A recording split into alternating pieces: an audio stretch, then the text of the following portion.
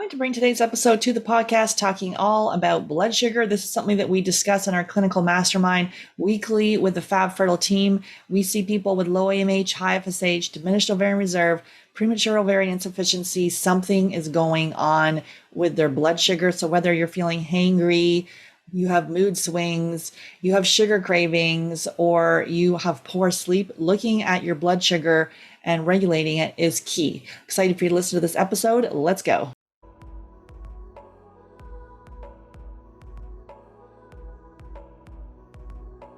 Hey, Katie, excited to have you back on the podcast. Thank you. Excited to be here. Awesome. Today we're digging into blood sugar, and this is something that we discuss in our weekly clinical mastermind with our team. So we have a OBGYN with a functional medicine background, our functional nutrition practitioners and fertility mindset coaches. So we all get together and look at client cases to then get all eyeballs on a case. And literally it feels like, the two things we're always talking about is thyroid and also blood sugar. And so many people, if you're feeling hangry, or if you have sleep issues or craving, if you're feeling moody, there could be something going on with your blood sugar. And it's so important when you're on the fertility journey to stabilize your blood sugar. So let's sort of talk about kind of why is that the case and how does it impact our hormones?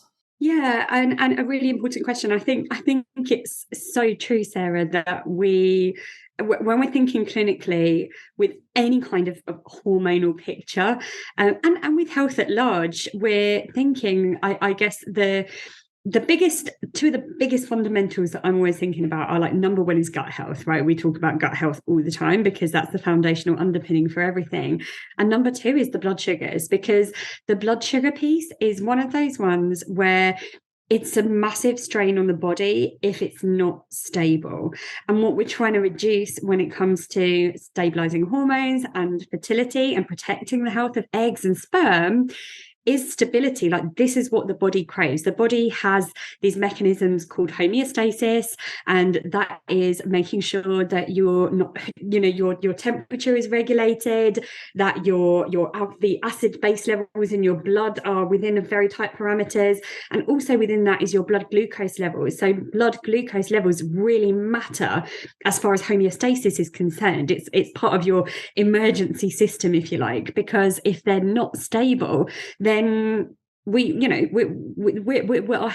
life is at risk if they become that destabilized. So all of our alert systems in our body are geared towards, our brain is very, very clever, and our organ systems are very clever at picking up on our blood glucose levels in real time. And we've got all of these mechanisms in place to say, okay, well, once it starts getting too high, this is what happens. When it starts getting too low, this is what happens. And so in some ways we're very magical and well designed in that respect, but the unfortunate thing is, in the modern world, we have access to so much excess in terms of things that disrupt blood sugars, such as the foods that we eat and our stress levels and our sleep, and everything that we'll delve into in this show. And it's our organs are going on overdrive trying to handle it all, right? And so we'll talk about insulin resistance, but ultimately it's that insulin resistance piece that is the driving factor for so many of the modern day illnesses, right? All of the things that we might term Western diseases. So metabolic disease, cardiovascular disease, diabetes, the big killers of the modern world, right? And so I know we're talking about things in terms of fertility, and sometimes it can be hard to understand why one might link to another, but ultimately what we're trying to tell our bodies when it comes to getting pregnant is, hey, it's safe to have a baby right now. And so we need to be giving our bodies as many messages as possible that, hey, this is a super safe environment and we're ready to have a healthy pregnancy within it. Yeah, absolutely. And I know for years I'd have that like hangry thing where I'd feel nauseous, I feel jittery. I'm like, you better stop the car right now. My husband would keep driving, like I need to eat, and he didn't get it. And I can see it in my daughter too, where the two of us will be out sometimes, and I'm like, I can sometimes see it dip a little bit too for her, where she just becomes like she's like now at least she'll know it's the blood sugar that's something is off. She hasn't eaten properly. And then the two of us will get together like cranky, but not as bad, like not as bad as I used to have it. And I didn't even know. I just thought, I had to always carry snacks in my purse, and this is what you did. And your blood sugar was always up and down all day long. And so that's so common for so many of us. And so let's talk about insulin.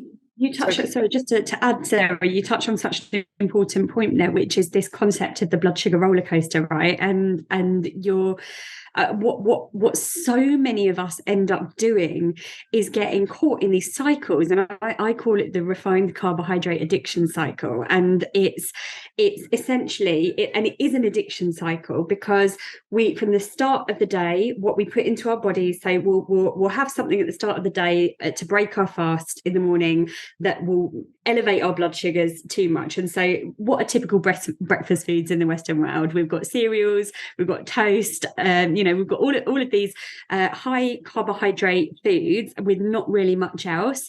And so we'll break our fast with those foods. So our blood sugars will go up. And then really from the start of the day, what goes up must come down. And so we get caught in this up, down cycle. And so we go up, we get, our dopamine receptors fire off when we get those, because when we get that sugar hit, our bodies like it. We're evolutionary primed to enjoy that sensation. So we enjoy it. We feel really good for a minute, and we feel that those reward centers kick in. But very soon afterwards, that's as the insulin kicks in and the glucose is dragged out of our system, we're going to drop again. And so really what happens is we don't just go up and then back to the baseline. We go up and then we drop down. And that's when the hanger, the shakes, the moodiness, the crankiness, all of that comes in, right? And this is why loads of people who have breakfast say, oh, well, why do I feel more hungry when I've had breakfast compared to where I don't? And it's because they're on that blood sugar train, and what they've broken their fast with is the thing that's probably spiked their levels too much, and then they're down again. And then you spend the rest of the day, as you mentioned there, with having to have a load of handbag snacks, right? That makes sense, because your body is then crying out, and the only thing that you want in that time, you don't want a boiled egg. No. You want, the chips, the chocolate, the whatever it is that's going to get your blood sugars back up again, because that's what your body is craving. And we get caught in these cycles, and you go round and round, and you spend your whole day in this cycle, and then you get this massive slump at 4 p.m. and you're just exhausted, and you don't know why, and you can't concentrate. I'm sure for so many people listening to this, they're going to identify with that, because it's a pattern that so many people are caught in, and it's a pattern that actually, with the right approach, you can easily get out of. Absolutely. Yeah. Because I used to start my day with muffins, like a muffin or a bagel. It was always Right. like, some sort of carb. And then we Yeah. come crashing down. So let's talk about insulin resistance. What is that, and why do we need to be aware of that? Yeah, so insulin is it's essentially the hormone that's produced by the pancreas in response to blood glucose levels. So, like I said before, our monitoring, our surveillance systems are tight in terms of blood glucose levels. And what happens is when our blood gets flooded with glucose, and glucose, by the way, is, just to be clear, is it's a type of sugar. So it's the most simple form of sugar, and our body can use it directly as energy. But any carbohydrate that we eat, and by the way, carbs are not the enemy here. I'm not anti-carbohydrate, but just to be aware that any carbs that we eat will ultimately get converted at some point into glucose for our body to use as fuel. Now, the difference is if we're eating a food that is really high on the glycemic index, i.e. the glucose index, like simple carbohydrates. So that could be actual sugar. It could be, sugary foods, sweet foods of any description. Or it could be like your white kind of beige carbohydrates, like white rice, white potatoes, all of your cereals, most of your grains, those kind of foods. those will have a similar instant release. And when we have that instant release of glucose into the bloodstream, insulin kicks in to try and deal with that and stabilize those blood glucose levels. And insulin helps shunt some of that glucose over to the liver, where it turns into glycogen, and glycogen will be stored for the rest of that day to see, like, is there any point in the day where this energy can be used up? And if it's not used up, then by the end of the day, it tends to be stored as fatty tissue after that. So it's kind of this conversion process that happens from glucose into fatty tissue. Now, the reason this is important, and the insulin resistance piece, is that actually over time, if our blood glucose levels are flooded all the time and we're on this up down roller coaster all the time, you can imagine our bodies prefer stability, right? We prefer homeostasis. Whereas if we're like this all the time, then those surveillance systems become slightly less attuned to what's going on. And actually what can happen is we become resistant to the insulin that we're producing over time. So we become less sensitized to the insulin, and then our blood sugar levels become even more volatile. And this is then when you're on a track towards that metabolic syndrome piece, the high blood pressure piece, the high cholesterol, the type 2 diabetes, the cardiovascular disease. So this is I guess the railroad to that path. And those are all stressors on the body. And when it comes to hormonal health and fertility, we want to reduce those stressors on the body as much as possible, because if we've got a massive load in the form of all of those stressors, then our body's not really going to be prioritizing reproduction because it thinks that we're in danger. So we see a lot of people are like exercising. I was talking to someone the other day who was like exercising 4 hours a day, and then at one point it was like 8 hours, like so much exercising, and literally just kept gaining weight, and was vegan and was not, all of that piece. And then it's interesting when you start eating the right diet that's right for you, balancing blood sugar, looking at thyroid, all those things come back into place, and you don't need to be doing that. Because that exercise could then, although we don't want you doing an inactive lifestyle, but vigorous exercise like that can then impact your hormones and have you on this that blood sugar roller coaster. Yeah, absolutely. The body is all connected. This is the thing, right? And we talk about the thyroid, we talk about gut health, we talk about blood sugars and diabetes and all of these things. They're all connected. Like, all of those things are connected. Our body is not a set of standalone systems. We are one organism that communicates with itself all the time. And so these things often tie into one another. Yeah, so some contributing factors, so obesity, especially belly fat, the inactive lifestyle, diet that's high in carbs, gestational diabetes. Can you talk about that? If someone's dealing with secondary fertility issues, maybe the first pregnancy, they had gestational diabetes. How is that? Like, if they're now trying for their second and struggling, how would that be a factor? Yeah, I guess it's just to know that gestational diabetes is a risk factor for type 2 diabetes. So I guess in terms of like the warning signs that we get from our bodies and being able to tune in and listen, then actually if you have had type 2, if you have had gestational diabetes in a previous pregnancy, then probably that's something to be mindful of just wondering, putting the question mark out there of, I wonder whether I might have some blood sugar, some even low level blood sugar dysregulation that we might need to address to actually help my chances of conceiving. Yeah, health conditions like non-alcoholic fatty liver disease, PCOS, family history of diabetes. Definitely want to look at that. Smoking. I think if anyone, people on the fertility journey, people are not smoking. I think it's interesting. Just went to Europe recently and was there probably like maybe, Katie's there all the time because she's in the UK. So usually like a quick little hop and a skip. But for the North Americans, it's a 9 hour, for me, it was a 9 hour plane ride. But it was like when I was there maybe 10 plus years ago, I am never smoked and don't want to smoke. But when I was in France, I was like, maybe I'll take up smoking. Like every single person was smoking. I'm like, what the heck is going on? And now, 10 to 15 years later, I was like, it was intermittent. Like I didn't notice, this was Italy. So I don't know if that would be more different than France, but I don't think so. But there still was smoking. Like even, where was I? I was in Munich and they had it was shocking. The airport is like gorgeous there, so like brand new. And then they had a little room all cordoned off that you could go into, the smoking room, and it was all like filtered air in there. I guess I'm like, filter with what? I have no idea.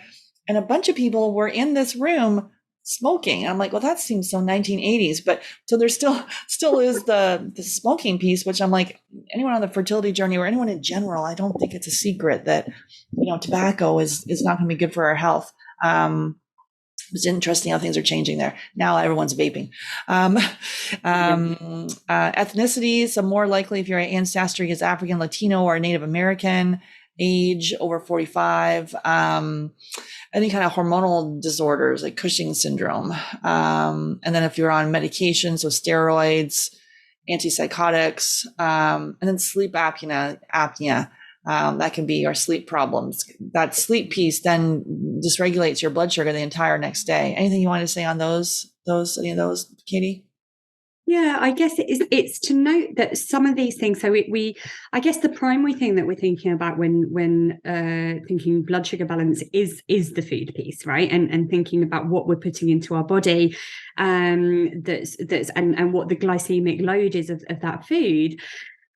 But having said that, we also know that things such as sleep and stress and cortisol, they really impact the blood sugars as well. So sleep, yes, poor sleep will automatically increase cortisol levels, and cortisol can disrupt blood glucose levels. If we think about this fight or flight type response, then really what happens in that as part of that fight or flight mechanism is that actually our bodies almost want there to be glucose in the bloodstream, because we want to be able to use that to run or fight if we need to, right? And so that's the basic link between the cortisol and the blood sugars. But so poor sleep, even just one night of poor sleep, will automatically raise your cortisol levels the next day. But interestingly, poor sleep, again, just one night of poor sleep alone, will also impact your appetite and satiety hormones, leptin and ghrelin. And once those are out of balance, then we're far more likely to crave and really have those physiological cravings and needs for those higher carbohydrate foods. And so if you have a bad night's sleep and you're like reaching for the donuts the next day, it's not just because you've got poor willpower, it's because you've got that physiological mechanism is in place. And so it's these are all things to be mindful of. So let's talk about some of the functional reference ranges for blood sugar, what to look for. Because many times, your doctor can scan down your blood work, tell you everything is normal, but is it optimal? We need it to be optimal for fertility and optimal for optimal health. And it could be a factor. And it's super frustrating where you're like, wait, my AMH is low, my FSH is high, but I've had people tell me, yeah, my health is fine. And it's just not the case. Otherwise, you'd already be pregnant. Like there's other factors. And so it's really important to, especially if you've been told things are normal and you're like, I don't really know what to do, that to look at these from a functional standpoint. So the functional reference ranges for blood sugar, can you kind of talk about those and what we're looking for? So when we're just talking about a standalone blood sugar for fasting blood sugars, then we're looking at around about 80 to 90 milligrams per deciliter. So these are US measures rather than UK or Europe. So just look up a translation if you need to. But these are. I guess it's this concept that we talk about a lot, Sarah, of the functional ranges being optimal ranges. And so what we'd like to see is, this fasting blood sugar levels, and then ideally within 2, maybe 3 hours, we want those levels to be back to where they were. And anytime we eat a meal, even if it's not really a carbohydrate-based meal, our blood glucose levels are going to increase. So we're not looking for them to flatline, right? That's just a part of life. They will undulate, but that's what we want, is an undulation. And what we don't want is this massive high followed by the crash, and it's that the crash, the kind of the high followed by the low, that can be the most disruptive piece. And really it can be super empowering to get to know your own blood glucose levels and actually test those and get curious and see, okay, what are my blood sugar levels before I eat? I fasted. What are they an hour later? So let's see kind of what the postprandial effect is. Like, let's see what the my levels are after eating and the impact that it's had, and see if it's shot up, or if it's kind of, you know, up here somewhere. And then let's test it, you know, maybe another hour or two later, and see, are they here? Have they gone down? And just start to get a sense for yourself of where on that blood sugar roller coaster you sit. Are you gently undulating, or are you like really on the highs and lows? Because if you're on the highs and lows, then probably you want to be thinking about making some adaptations to what you're eating and your lifestyle. Yeah, you can get one of those glucose monitors from your local drugstore to get that, and also they have the continuous glucose monitors, which you can get from your physician as a prescription if they see there's something out of balance, or there's many companies that you can look into for the continuous glucose monitors. Now it seems to be all the rage of all, Oh yeah, like pro athletes and things like that. Companies like Levels and many other ones on there. So I think it's NutriSense. No, got one don't. here called Jerry, I think it's called.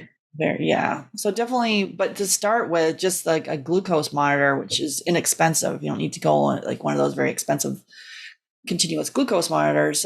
Even those ones, you can do like a little a trial for a couple weeks, and you know, pop it on your arm there and see how it goes. So let's talk about the A1C, why that's important to look at that. Yeah, so hemoglobin A1C or HbA1c is it's a helpful marker, and it's one that we will often look at because it gives us an approximate indication of what someone's blood glucose levels might have been like over time, i.e. over the last 3 months. And the reason for that is because the sugar, the glucose molecules will attach to hemoglobin in the bloodstream, and so you by measuring the A1C in your hemoglobin, then it gives an indication as to what your blood sugar has been for the life cycle of that red blood cell, which is around about 3 months. So HbA1c is typically the marker that physicians would use as a diagnostic tool to help with looking at diabetes or pre-diabetes. And really what we can learn from this is if someone's HbA1c is kind of sitting up higher than the optimal range, then we probably want to act now. It's maybe a bit of a warning sign. If it's sitting up super high, then that's a act now, right? Like this is a sign that you could be on a one-track road to all of those conditions that we spoke about before, in terms of the things that the big diseases in the Western world.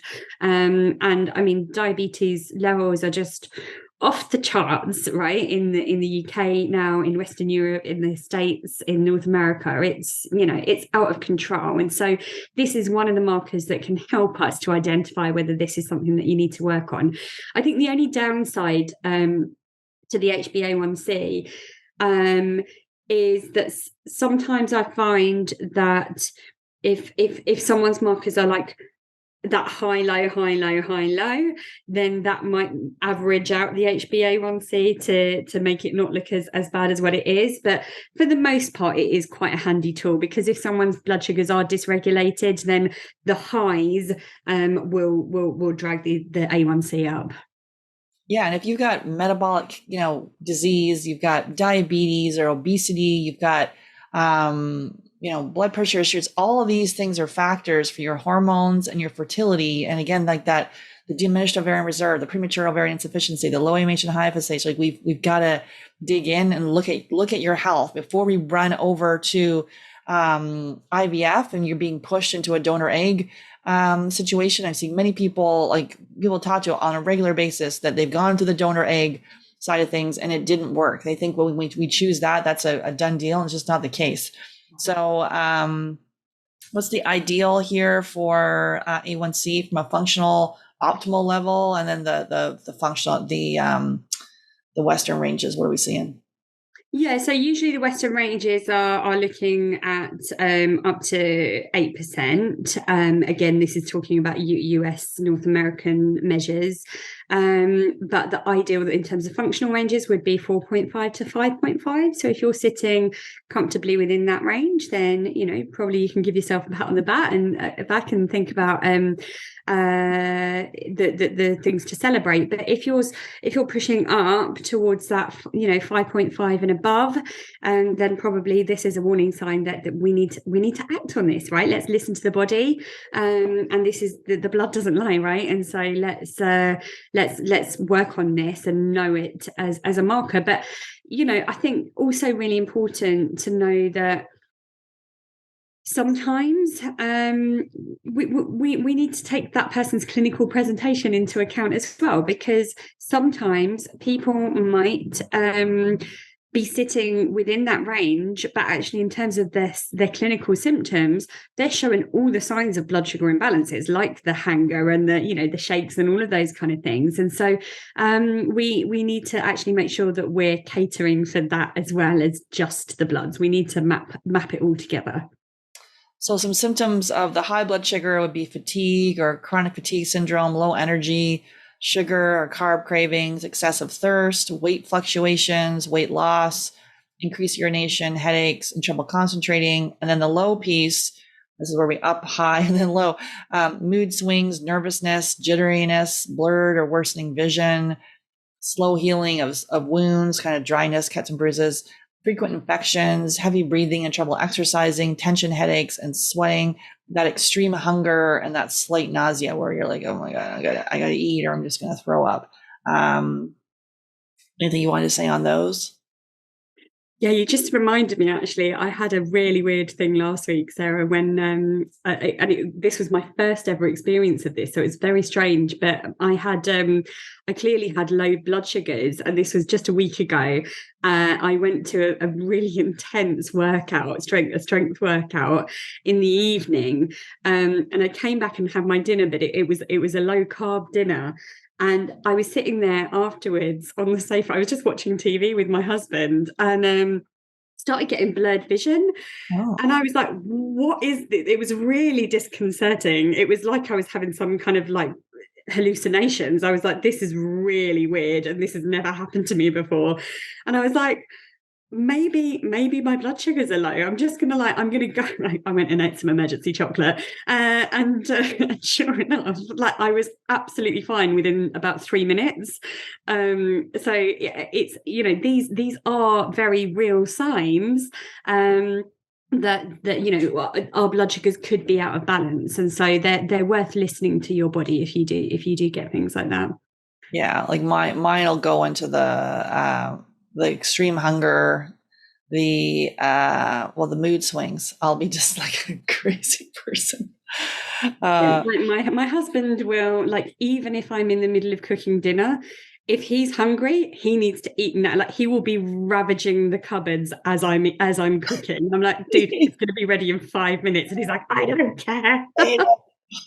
I know it's like all this stuff I know, because now if you like start the day off with some, if you have hard-boiled eggs or some, even when I was in Italy, I was like hard-boiled eggs and I'd have all their meats and stuff like that. I could go for ages.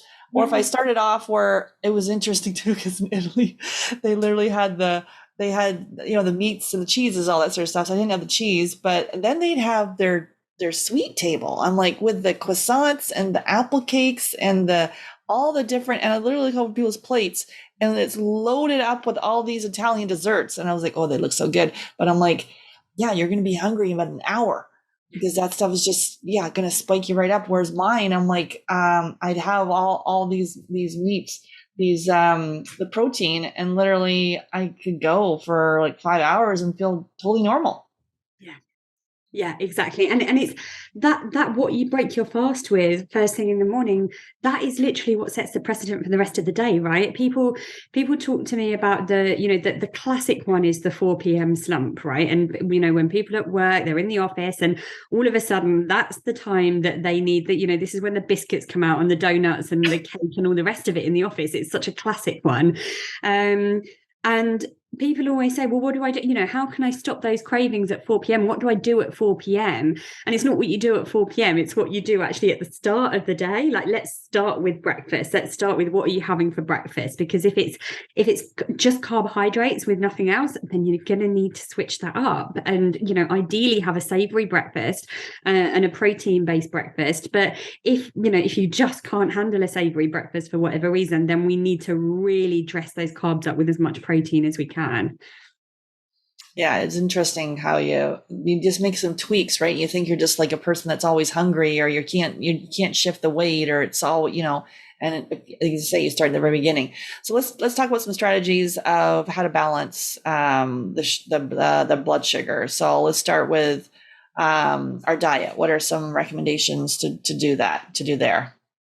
Yeah, so I think a good starting point is just thinking about this concept of the glycemic load, right? And so I don't think you need to necessarily study foods to check their glycemic index for everything, but it's just worth knowing that every food does sit somewhere on the glycemic index. And so if you've and even if that language doesn't appeal to you and you're just checking ingredients, things like all food labels, if you're looking at packaging, will have a per 100 grams, it will say how many grams of carbohydrate, and then it will say of which sugars. And I'm assuming the labeling is the same in North America, right? And so ultimately, if you've got like out of 100 grams, if you've got something that's like 20 grams of sugar, then that's a lot, right? I guess it's just worth starting to actually get to know what you're putting into your body and starting to think, okay, maybe we can reduce that sugar piece and the carbohydrates that turn into sugar. And a part of it is, so I know that we can then get caught in these mindsets of restriction and having to kind of how much stuff am I going to have to give up, but it's not about that. And you can include so many delicious foods as part of a blood sugar balancing diet, and they would really be thinking about like fiber. So when we're thinking about the carbohydrates, it's higher in fiber is better, and because it's the fiber helps to actually drag and slow down the release of that sugar. So I said at the start, all carbohydrate does turn into glucose ultimately, but the carbohydrates that are higher in fiber will reduce the speed at which that glucose is released into the bloodstream. So it's not this big flood that we spoke about. The other things include like protein, like dressing your carbohydrates. So never eating naked carbs. So over here, for example, coming back to the breakfast foods, porridge is a really popular breakfast here in the UK, or oatmeal. And oats are widely considered a healthy food. I've got mixed feelings about oats, but it's if you are having oats, you've got to dress it up with carbohydrate, with protein and fat. You have to, because if you're just having, so many people just have plain oatmeal with water for breakfast and think, oh, this is a super low calorie, like I'm having such a healthy breakfast here. And actually it's like, that is going to spike your blood sugars, and then you're on the blood sugar roller coaster for the rest of the day.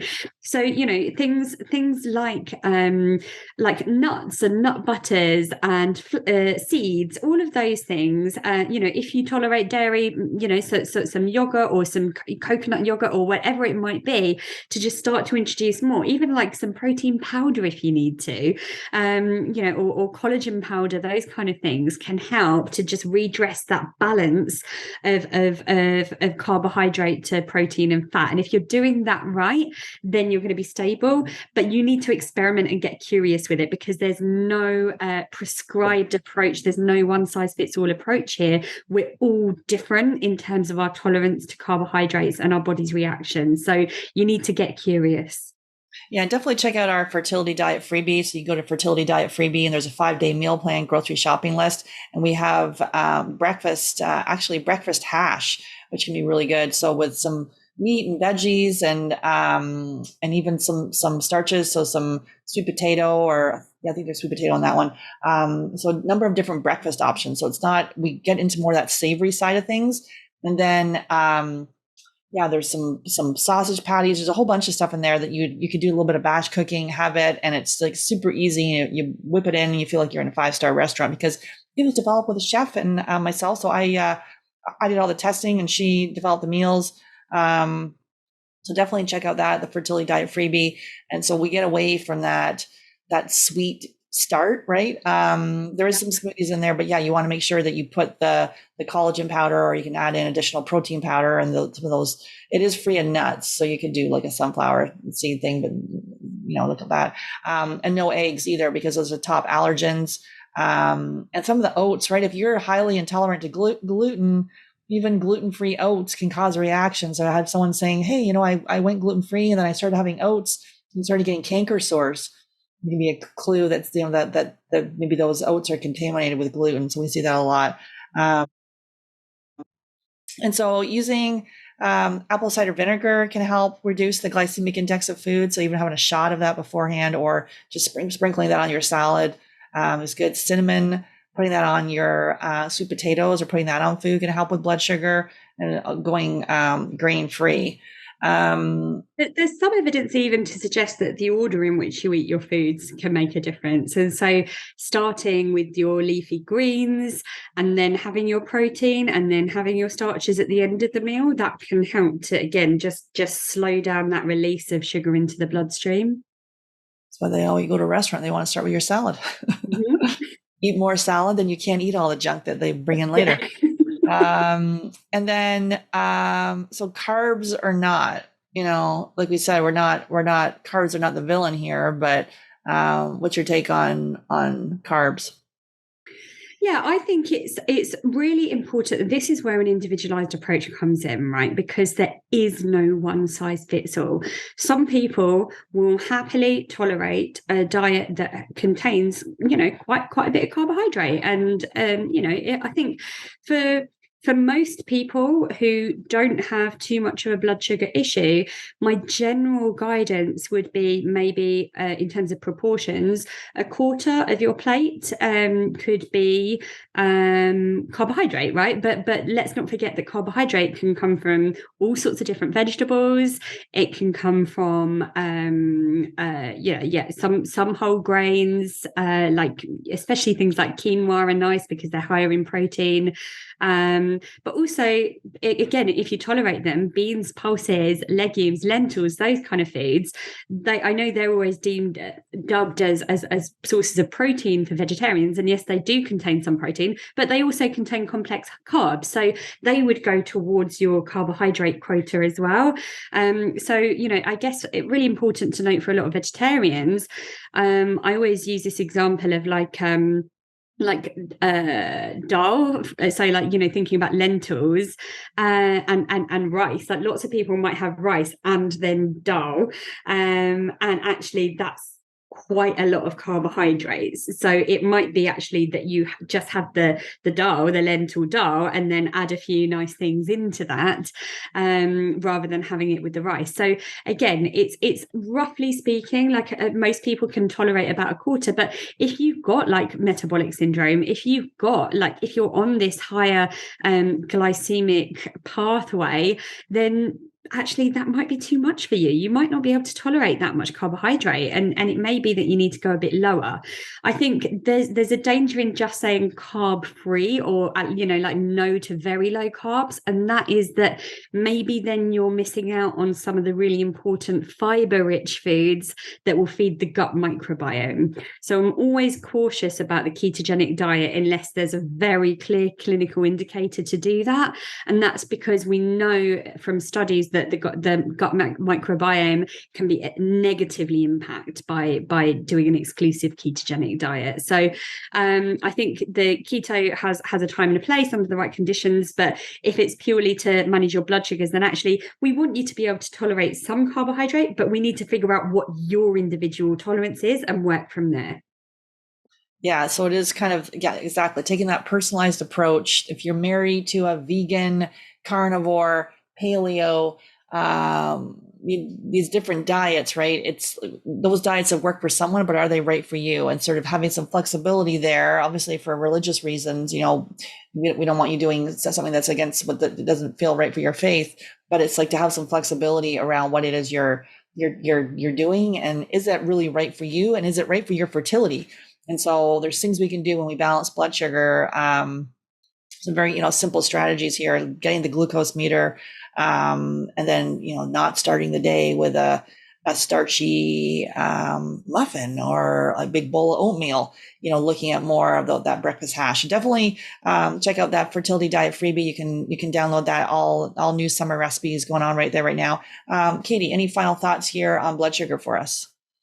I think you've summarised it really nicely, Sarah. Yeah, I think that's it's the personalised approach, getting to know you and your body, and just making sure. I think take home message for anybody listening today is just don't have your carbs naked. Always dress them up with some protein and fat, and then monitor your body's response. Awesome. Don't go naked. Okay. Take care. Bye. Thanks, Sarah.